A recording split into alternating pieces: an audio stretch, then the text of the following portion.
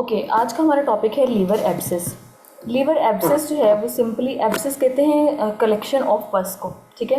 Liver abscess में क्या होता है, लीवर के अंदर पस कलेक्ट हो जाती है। Liver abscess is a collection of pus in the liver caused by bacteria, fungi और parasites. Bacterial infection, fungal infection या किसी पैरासाइट के इन्फेक्शन के नतीजे में अगर लीवर में पस डेवलप हो जाती है तो इसको हम सिंपली कहते हैं लीवर एब्सेस। टाइप्स की अगर हम बात करें तो 3 मेजर फॉर्म्स होती हैं लीवर एब्सेस की on the base of aetiology, ठीक है। एटियोलॉजी की बेस पे हम लीवर एब्सेस को 3 मेजर क्लासेस में क्लासीफाई करते हैं। Number 1 pyogenic liver abscess, number 2 amoebic liver abscess and number 3 fungal abscess. Number 1 pyogenic liver abscess जो होती है ना, ये किसी बैक्टीरियल इन्फेक्शन के नतीजे में डेवलप होती है और most common pyogenic liver abscess होती है। 80% जो हिपैटिक एब्सेस के केसेस आते हैं वो पायोजेनिक लीवर एब्सेस के होते हैं। Most often polymicrobial in nature होती है, मल्टीपल बैक्टीरिया इसमें इन्वॉल्व हो सकते हैं।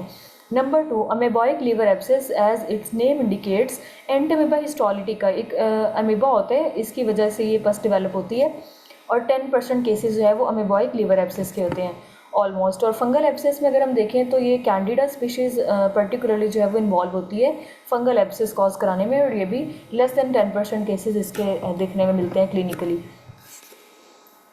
मूविंग अहेड टुवर्ड्स कॉजेज़ में अगर हम देखें तो मेजर बैक्टीरियल जो कॉजेज़ हैं लीवर एब्सेस की, हमने अभी देखा कि लीवर एब्सेस में जो 80% केसेस होते हैं वो पायोजेनिक लीवर एब्सेस यानी बैक्टीरिया उसमें इन्वॉल्व होते हैं, ठीक है। उन बैक्टीरिया में भी कुछ बहुत कॉमन बैक्टीरिया हैं जिनकी वजह से लीवर एब्सेस होते हैं, उनके नेम यहाँ पे एनलिस्ट किए गए हैं, जिनमें से ट्रेप्टोकोकस स्पीशीज़ हैं, इकोलाई स्पीशीज़ हैं, स्टेफाइलोकोकस है, Klebsiella species, anaerobes including bacteroides species, Pseudomonas species और प्रोटियस स्पीशीज़ होती हैं, ठीक है।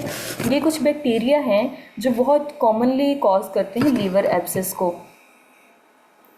Moving towards risk factors. Risk factors में अगर हम देखें तो सबसे पहला जो रिस्क फैक्टर होता है वो उन एरियाज़ की तरफ ट्रैवल करना होता है जहाँ पे ये इन्फेक्शंस बहुत कॉमन होते हैं। Travelling to the places where infection is common. Age older than 70 years age is itself a risk factor for a number of disease.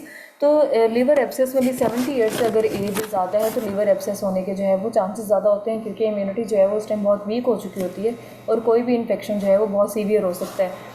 Medical conditions की बात करें तो कैंसर हो, डायबिटीज़ हो या वीक इम्यून सिस्टम का अगर कोई पर्सन है तो उसमें जो है वो पायोजेनिक या कोई भी एब्सेस डेवलप होने के चांसेस ज़्यादा होते हैं।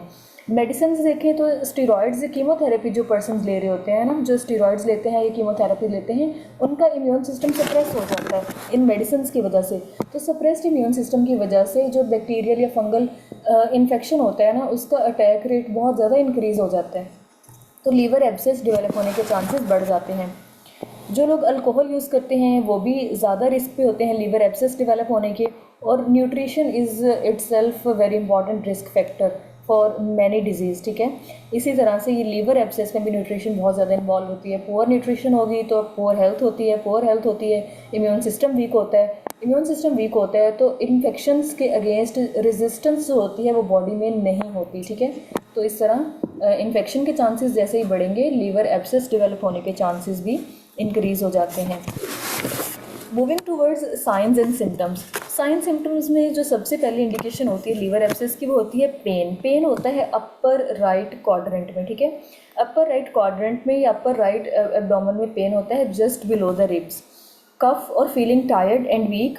फीवर होता है, नाइट स्वेट्स होते हैं पेशेंट्स को, नॉजिया वॉमिटिंग होता है, एपिटाइट उनकी लॉस हो जाती है, भूख नहीं लगती उनको, स्किन येलोइश होना स्टार्ट हो जाती है, आइज़ में येलोइश या वाइटिश टिंज स्टार्ट हो जाता है, ठीक है।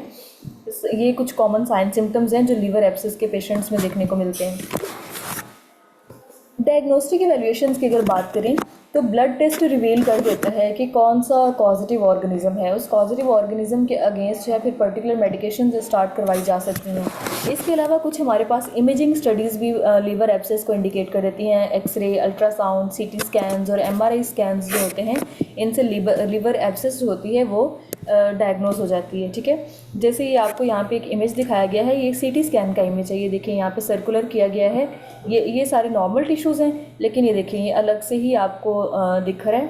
यहाँ पे ये जो एरियाज़ है थोड़े डार्कर हैं नॉर्मल से, यहाँ पस डेवलप हुई है, पस अकोमुलेटेड है। ये पायोजेनिक लीवर एब्सेस का एक सीटी स्कैन है। ये तीनों जो आपको सर्कल्स दिखाए गए हैं ये एब्सेस को शो कर रहे हैं। ये देखें, ये एक एक्सरे है, ठीक है।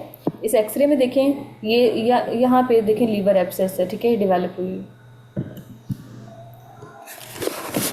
ट्रीटमेंट की अगर हम बात करें तो मेडिसिन जो होती है ये हेल्प करती है ट्रीट करने में, क्योंकि इन्फेक्शन है ना किसी बैक्टीरिया का या फंगल का या पैरासाइट का, तो इसके अगेंस्ट बैक्टीरिया है तो एंटीबैक्टीरियल्स दिए जा सकते हैं, एंटी फंगल एजेंट्स दिए जा सकते हैं।